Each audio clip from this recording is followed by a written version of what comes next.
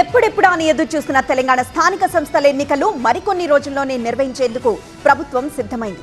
ఈ నెలాఖరులోగా ఎన్నికలు పూర్తి చేసేందుకు సన్నద్ధమవుతోంది. ఇంతకీ ముందు సర్పంచ్ ఎన్నికలు జరుగుతాయా లేక మున్సిపల్ ఎన్నికలు పెడతారా? ఎన్నికలు జరిగితే త్రిముఖ పోరు తప్పదా?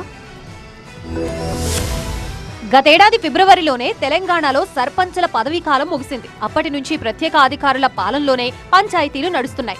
ఇప్పుడు ఎన్నికలు నిర్వహించేందుకు ప్రభుత్వం రెడీ అయింది. ఈ నెలాఖరులోగా స్థానిక ఎన్నికలకి నోటిఫికేషన్ ఇస్తామంటున్నారు మంత్రి పొంగులేటి శ్రీనివాసరెడ్డి.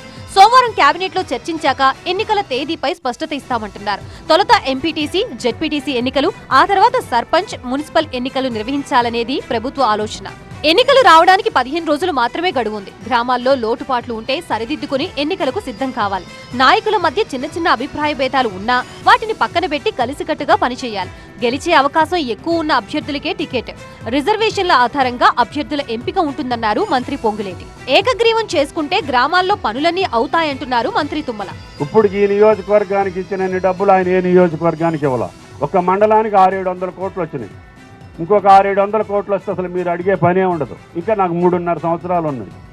కాబట్టి ఈ లోపల మీరు గెలవాలి. కాబట్టి మీ డొంక రోడ్లు కావచ్చు, చిన్న చిన్న సమస్యలు కావచ్చు, అన్నీ శాంక్షన్ చేపిస్తా.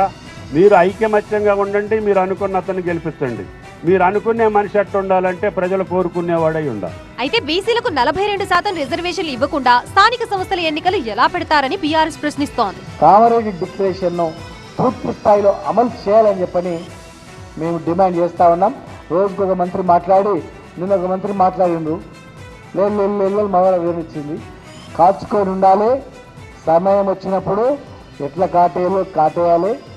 మళ్ళీ ఒకసారి బీసీలకు మోసం చేస్తే అరే అన్ని పార్టీలో ఉన్నటువంటి బీసీలు గుణపాలకు చెప్పరా అని చెప్పి చేయాలి. వీలైనన్ని ఎక్కువ పంచాయతీలు ఏకగ్రీవం చేసుకునేందుకు కాంగ్రెస్ వ్యూహాలు రచిస్తోంది. అయితే పంచాయతీ పోరుతో ప్రజా తీర్పేంటో తేలిపోతుందని అంటున్నాయి విపక్షాలు. తమ సత్తా ఏంటో ఈ ఎన్నికల్లో చూపిస్తామంటోంది బీఆర్ఎస్. ఇక బీజేపీ సైతం వీలైనన్ని ఎక్కువ స్థానాలు కైవసం చేసుకుంటామని ధీమాతో ఉంది. మొత్తానికి స్థానిక ఎన్నికల్లో త్రిముఖ పోరు తప్పేలా లేదు.